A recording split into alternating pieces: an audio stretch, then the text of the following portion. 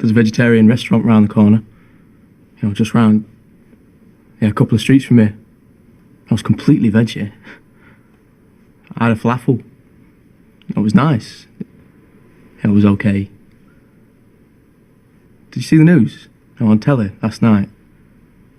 No, just wondered. You know, there's some bits in the papers. I checked in W.H. Smith's. Tiny, you know, but that's not what I... What, so you didn't see news at 10? No. No. Ah, shit. Oh well.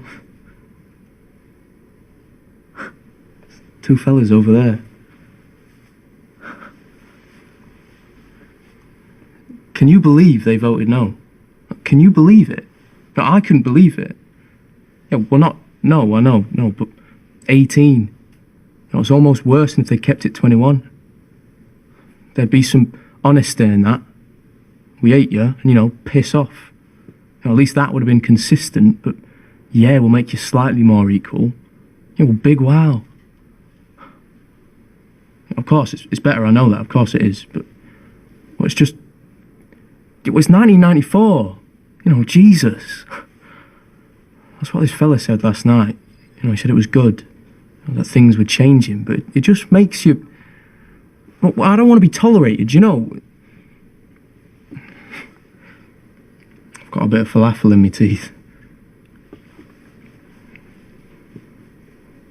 It's impressive when you see it. You know, the House of Commons, have you been? You know, it's bigger than it looks on telly.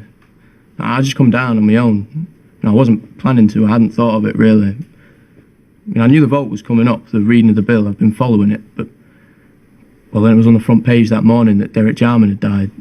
And, yeah, well, you know, not like it was a sign or anything, I don't believe in all that, but I just thought, sod it. You know, I should go. You know, show them that we count. You know, we do exist. It does matter, the things they're talking about, so... You know, I mean, I'm not a big fan or anything. I just knew he was important. Jarman. I've seen his version of The Tempest. It was the first thing I saw at the Art House Cinema back home. I never even knew they were a thing. I want to take Blue off Channel 4 a couple months back. I haven't watched it yet. That's been the best thing about sixth form, is discovering things like that. No one at my old school would ever have gone to something like that. Morons. There was this lad in my year, Darren Hardcastle, Daz, and all he'd talk about was wanking. You know, he was obsessed. It's all he went on about. And if he wasn't banging on about wanking, he was punching people. You know, wanking or punching. I used to think this is what prison must be like. You know, this is like 1984. I couldn't wait to leave. I ran from that place. Well, metaphorically. Well, literally. They'd arranged a scrap with the comp across the field. I hated it. We were outside for hours last night, shifting around, trying to keep warm. Most people were in groups, actually. I don't know if they were friends or, you know, Stonewall, that kind of thing. You know, and there were some banners and signs, and people had candles. You know, I mean, you needed candles because of how bloody cold it was, I'm telling you. Like flipping heck. You know, and there's a weird mix of excitement because of what it was, and, you know, boredom because it took ages. And this lad looked at me a few times while I was there, and I saw him looking, caught his eye, looked back. He was lovely. I can be a bit shy. And then finally someone come out, must have said it had been done, whatever time it was, late. You know, come out of the House of Commons, I couldn't see who they were, and then you heard everyone starting to boo, and you think, oh, because we've been there for so long, and because, well, I don't know how many people there were, but enough, you know, 200, enough for it to feel like, you know, because I'm used to being on my own. You know, I don't know anyone else who's gay. You know, and last night there's loads of us and we're nice. You know, I was looking around and I was thinking, these are nice people. And so you start to think, well, of course they'll vote the right way. You know, why wouldn't they? What would be the point in not?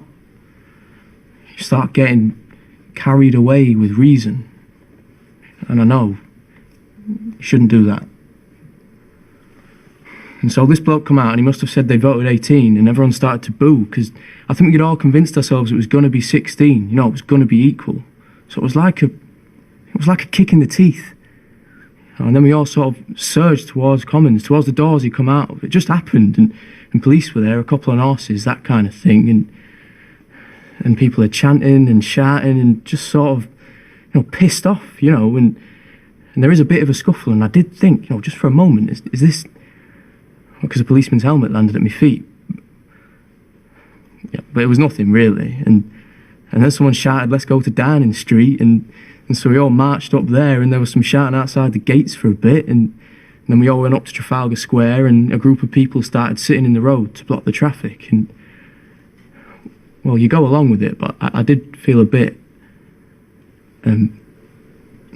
self-conscious, I suppose. But also like. Because I was pissed off too, and the police were getting a bit, not mad, but it was late. And I think we could all tell it had run out of steam, but we were angry. That's the point. And so what do you do? So we did that for, 10 minutes. And everyone went home.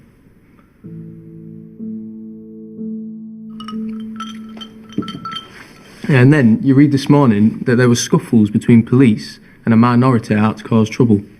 Well, there was no minority out to cause trouble. It was so piddly. Well, there was a bit of shoving and a bit of shouting, and that's all. But to read the papers, the bit there is, I think it was a kind of riot. That's kind of interesting, the distortion. I've never been a part of something that's been reported before. We were all just fed up. And so I'd missed my train by this point, and this fella, Marcus, I'd been sitting in the road with, he asked if I wanted to go back to his, and I thought, well, but what do you do? I had nowhere to go, and so I did. Yeah, that's his name, Marcus. Yeah, well, of course it is, sorry. Marcus. Yeah, we went back to his flat, and it was, it was fine. It was a bit, it was okay. I think I'd thought, and this is stupid, I know it is, but I think I'd thought people in London, London's just a place, isn't it? Like any other. But I suppose you think, London, and I don't mean to sound snobby, it's not snobby, I'm not a snob. Like, my mate Fion's proper bourgeois, though. He'd have you believe he's working class because his dad, I don't know, once drained a radiator or something. But I remember his face when I told him we had our tea on our laps on a Sunday watching Bullseye, so I'm not, posh. Anyway, he was asking what I did, Marcus, and I told him I was a student, and he said he worked for the BBC in accounts, so that's interesting, isn't it? Kind of. And I'd said from the start that I just needed a place to stay until I could get a train home in the morning, and he said that was okay. I was giving off the right vibes, I think, so yeah, it was cool. He's a lot older than me. He's 30, but he was, nice. He made us some toast and put the heat on, so yeah, it was fine. He had this jam that's made without any sugar. And we talked a bit. He said he'd been on a few marches and things, not just gay, but other stuff, poll tax, and so it was interesting. We talked about it last night and called them bastards and put the, put the world to rights. And then he said, well, at least that means you're legal now, because I'm 18. Well, I'm actually 17, but I told him I was 18 because I thought 17 sounded a bit young. Oh, that's stupid, isn't it? And I think when he said that, I thought, right, I just kind of laughed it off. And then he said he should go to bed, and he went to get some bedding for me for the sofa, and I think he thought I was a virgin, which I'm not, but I'm not a virgin. But when he come back in the living room with the bedding, he was stark as, and I thought, blimey. But then I thought maybe that's just what he does. Sean, my mate, sleeps in the nude. It never occurred to me that was a thing you could do until I stopped round his. Well, a lot hadn't occurred to me until I stopped round his. Anyway, so I was sitting down on the sofa and he dropped the duvet and pillows next to me. The duvet didn't have a cover on it. Oh, things that go through your head. I thought Mum would never give someone a duvet without a cover on it. So then he was there. Hello boys. So I'm kind of...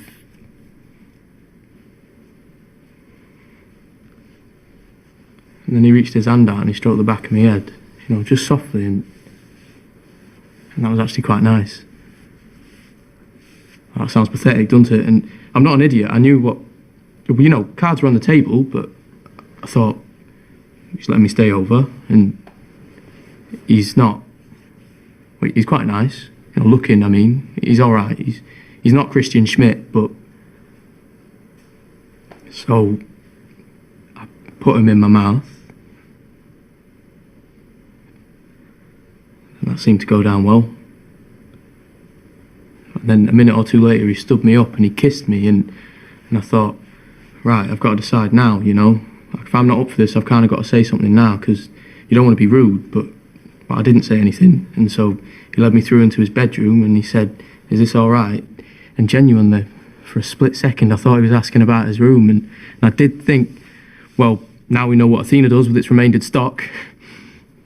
But he had my top off by that point, and I felt kind of separate to it, like I was watching myself, like Brecht, Verfremdungseffekt. And I was kind of talking to myself, saying, is this all right? Is this okay? Keeping calm. In my head, not... I think that might have put him off. But it was just nice not to be rushed, because I suppose everything I've done up to now has been at parties with lads from college who, you've got to sort of take advantage of the moment. I say lads, it makes it sound like there's hundreds of them. There's not. Believe me, I really just mean, I just mean Jamie Flynn, I suppose. And Sean. We... Not regularly, not if he's drunk and in the right mood, and I kind of know how to be in the right place at the right time. But it's an art more than it is a science, and you've either got one eye on the door, or worse, you've got to kind of prep yourself in case he loses the mood or after decides it didn't happen. I don't mean nasty, but just so it was really the first time it felt legitimate doing anything, with an accountant. I didn't have a clue what I was doing, I'll be honest, but he didn't, he was nice, patient, kept talking to me and checking I was okay. I almost wished he wouldn't. I almost wanted him to just go for it. Almost. And I think weirdly, and this feels weird now I come to think about it, but I think because I didn't madly fancy him, it meant I could relax a bit more. It didn't seem as important as it might have done. I could just do what he told me, and weirdly that was kind of easier, I think. I mean, it wasn't easy really, but while we were doing it, I can't believe I'm telling you all this. I had a real coffee earlier, I think it's kicking in. There was a moment where I was thinking, 2 hours ago I was outside Parliament and they were saying I wasn't allowed to do this.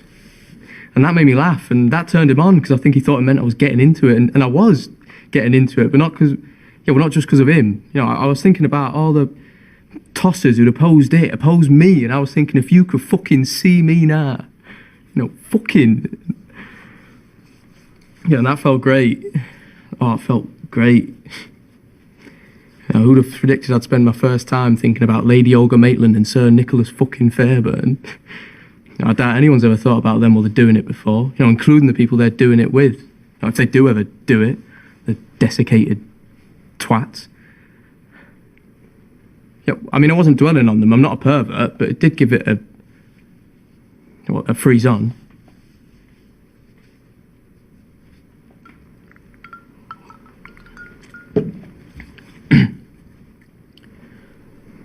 I've never said freeze on before.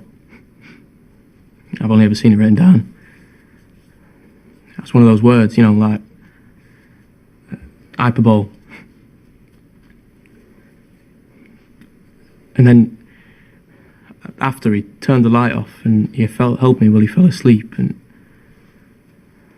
all I could think was, I hope Mum and Dad weren't watching the TV news, because at one point when we searched towards the doors of the Commons, that's when I'd seen the cameras.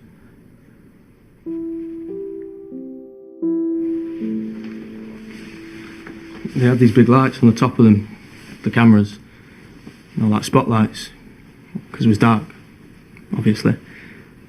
And I'd been trying to stay behind this big bloke in front of me so I wouldn't be seen, but he moved out of the way just at the same moment that one of them swung round, and I know it got me full in the face. And if that's been on the news at 10, I'm dead. So that's why I wondered if you'd seen it. Well, I'll find out later today, when I get back. I mean, I was thinking about him as well, Marcus. I was thinking he could get in trouble for this, but but then I thought, but who's going to say anything? You know what I mean? Who really cares? It's quite dry, aren't they, falafels? My friend Elisa, she's a vegetarian. I mean, not just a vegetarian, she is quite fussy as well, fries everything in water. She's got this tofu instead of chicken. Yeah, have you tried it? I had some once. I wouldn't go mad. It's not really a substitute. He's got his hand on his leg now. All those two blokes.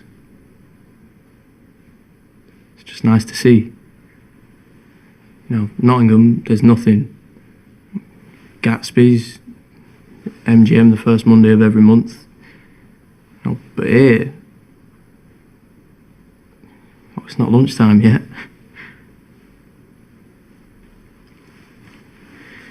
My two hopes are that there won't be much coverage of it. That's a good bet. That it won't be on at all. Or that they'll only show 1 or 2 seconds, so I'll be really unlucky if I'm on it. Or that Mum and Dad weren't watching last night. Or that they were watching and I was on it, but they didn't see me because they won't be looking for me. They won't be expecting me to be on it. I think I stayed around Sean's last night. I'm kind of looking forward to telling him about it. Sean, I think I'll feel a bit better around him now. It was good fun. That's funny, isn't it? Because if they'd said yes, if they'd made it 16, then I'd have gone straight home.